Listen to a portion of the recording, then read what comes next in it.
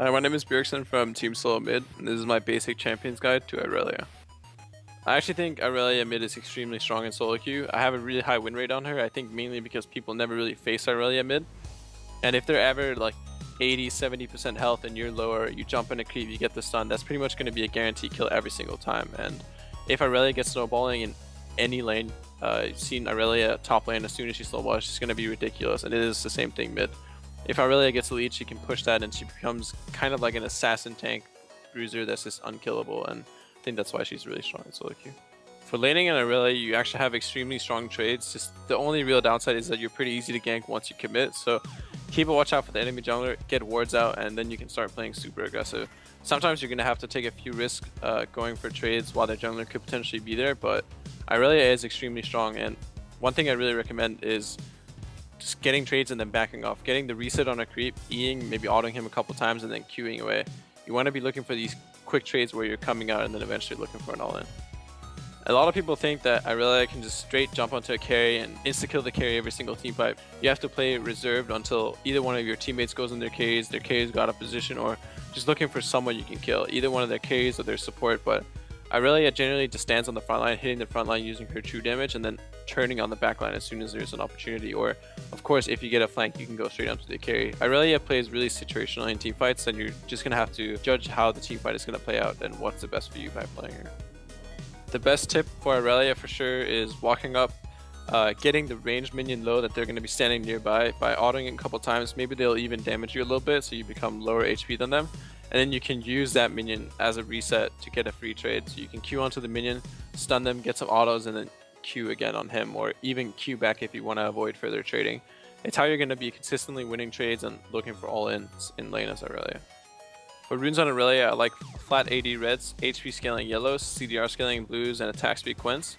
AD reds help with early last hitting, attack speed quints obviously really gets synergized with Irelia's W. HP scaling yellow is obviously good for tanking, and CDR scaling blues are really good for later in the game because you want to be using more stuns and especially using your Q when you don't get the reset off of it. Also, not having any resistances in your runes can sometimes be a good thing because you want to be slightly lower HP than your opponent so you can always get the stun in lane. For the masteries, I like to run 21-9-0. You do want to get really offensive masteries on Irelia because you're kind of playing her as an assassin early game when you get the Triforce. So just get as much damage as you can. I like going Spell Weaving, Blade Weaving, and Frenzy just to really get the procs going, and if you get a crit, you get a lot of attack speed and you can really surprise someone as you go all in. For Irelia skill order, I go Q at level 1 because against most champions in lane, you can just Q at them at level 1 and start auto-attacking them, and since you have Flask, if you trade it evenly, you're coming out way ahead, and Irelia has extremely strong trades if you Q on someone at level 1. At level 2, you can go either W or E depending on the lane. W if you just want some extra sustain, or if you have a melee matchup where you'll get more auto attacks, and E if you're looking for more like an early gank or an early kill.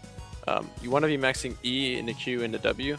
The reason why you do Q second is because with the max CDR, it gets down to like a 3 or 4 seconds cooldown, which makes it a lot more mobile in team fights, and it sets up a lot more burst potential. For summoners on Irelia mid, you always want to be going Ignite because you want to be looking for assassinations in lane or even split pushing. It really adds to her burst and it's really strong, and even though some people consider things like TP because she can get pushed out of lane early and for split pushing, it doesn't really work the same way, and Ignite is just usually the better choice in my opinion. For Irelia, I always start Flask going into Trinity Force right away, usually with the Sheen and then Phage first into the Trinity Force. After the Trinity Force, you most likely want to be going Frozen Heart to get as much cooldown reduction as possible.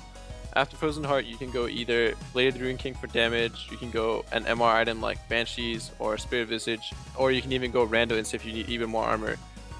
Between boots, you can go Ninja Tab Eyes or Merc Treads depending on the game. Really, Irelia's build is just very situational, and it really depends on the game. You can go a variety of tank and damage items.